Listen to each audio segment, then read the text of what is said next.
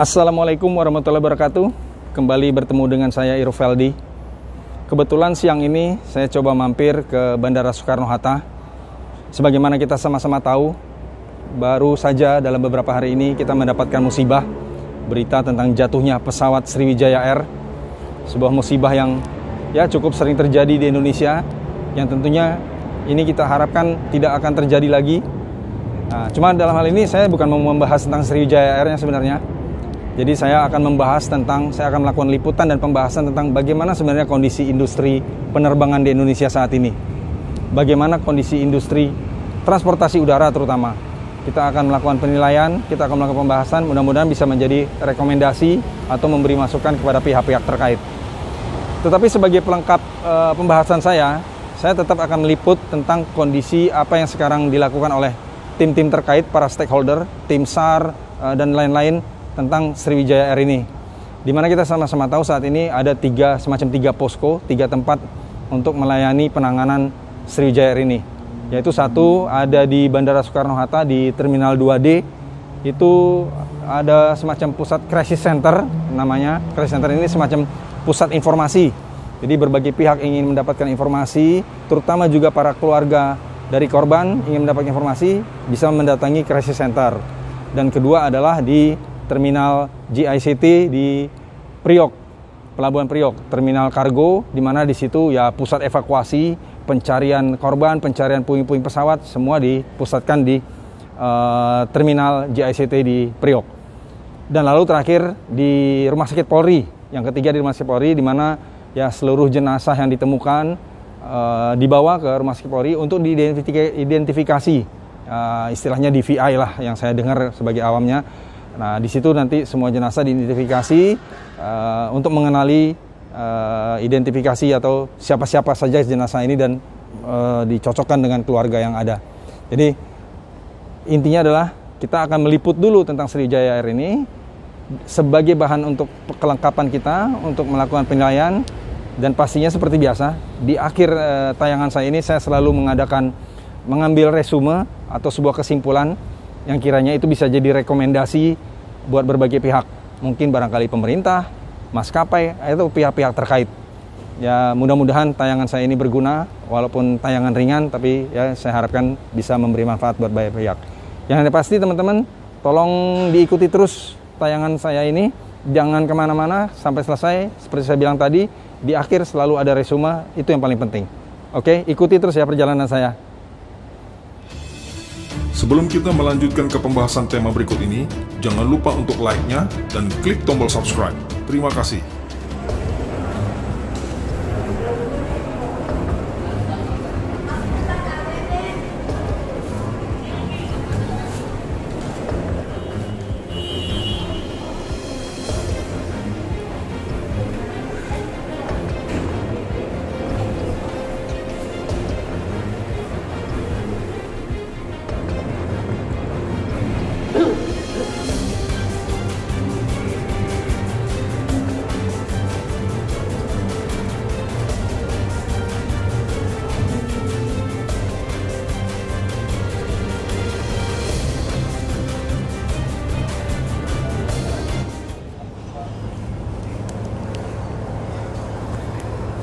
Nah ini kawan-kawan, ini sekarang kita ada di pusat crisis center yang ada di Soekarno-Hatta di Terminal 2E. Mana crisis center ini semacam pusat informasi, jadi segala pihak yang ingin mendapatkan informasi, terutama keluarga dari korban Sriwijaya Air yang ingin mendapatkan informasi. Jadi pusatnya ada di sini, di crisis center, di keluarga atau orang siapapun, pihak-pihak yang ingin mendapatkan informasi ke sini dulu. Juga keluarga dari korban yang barangkali tidak mendapatkan informasi, bisa mencari informasinya ke sini dulu. Ya, kita lihat-lihat dulu di sini ya, jalan-jalan dulu kita.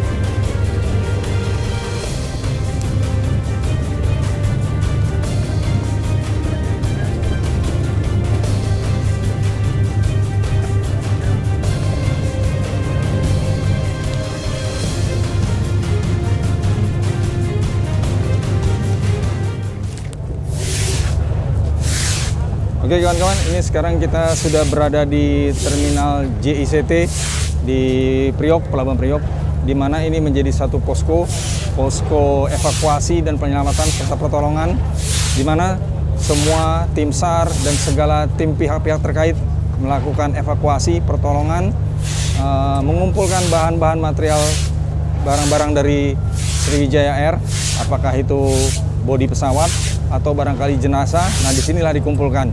Baru dari sini dibawa ke Rumah Sakit Polri, khusus untuk jenazah dibawa ke Rumah Sakit Polri untuk melakukan identifikasi. Oke, ya kita lihat aja di sini kegiatan apa yang dilakukan.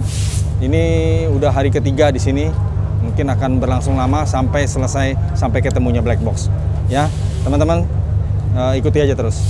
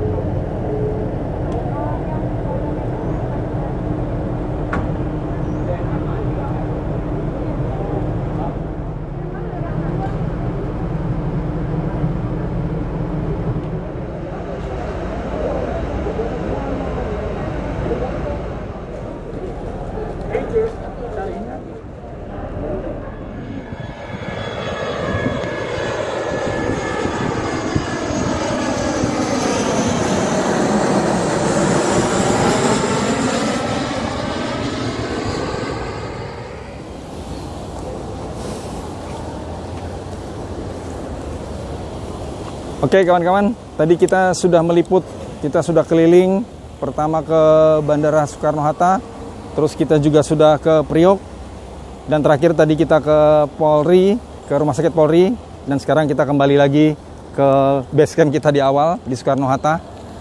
Intinya kita sudah melihat sendiri kondisi ya tentang kejadian peristiwa Sriwijaya Air, tapi sebagaimana saya katakan di awal tadi, kita di sini bukan mau membahas tentang Sriwijaya Air-nya, tapi kita membahas tentang kondisi ya di mana sering terjadinya kecelakaan di Indonesia saat ini. Kesimpulannya adalah kita sama-sama tahu kecelakaan pesawat di Indonesia bagi saya, bahasa saya adalah seperti lagu wajib, seperti rutinitas, karena tidak henti terus terjadi, dan bahkan seperti terjadwal setiap tahun yang kecelakaan besar dan kecelakaan kecil-kecil seperti terplesetnya pesawat.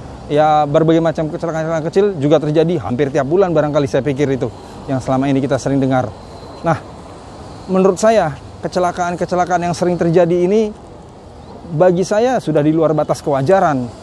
Tidak bisa lagi itu kita anggap seperti sebuah musibah biasa. Saya berikan analogi seperti ini kesannya.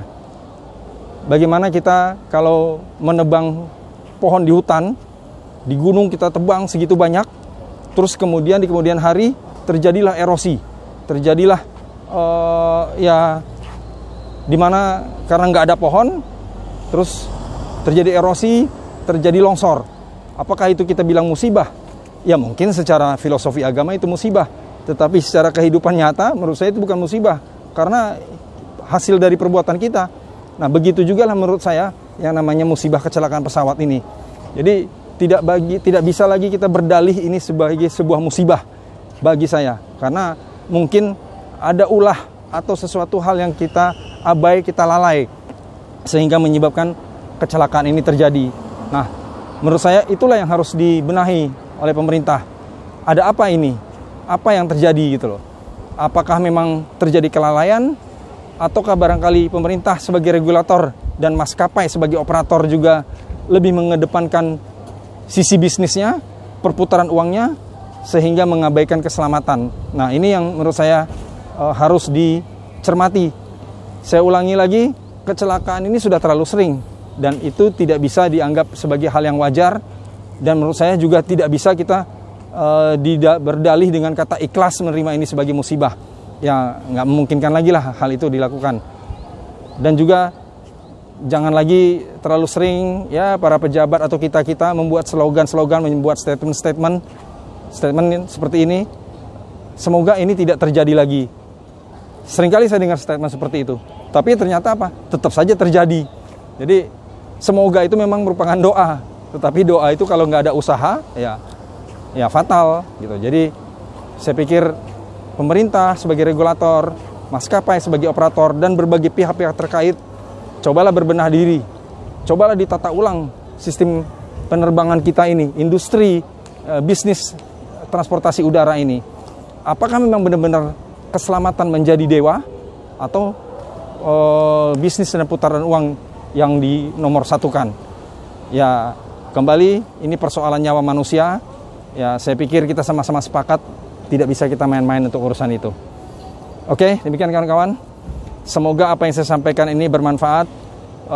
Tidak ada maksud apapun dalam hal ini. Semoga bisa disikapi dengan positif dan bijak. Semoga ini bermanfaat. Wassalamualaikum warahmatullahi wabarakatuh.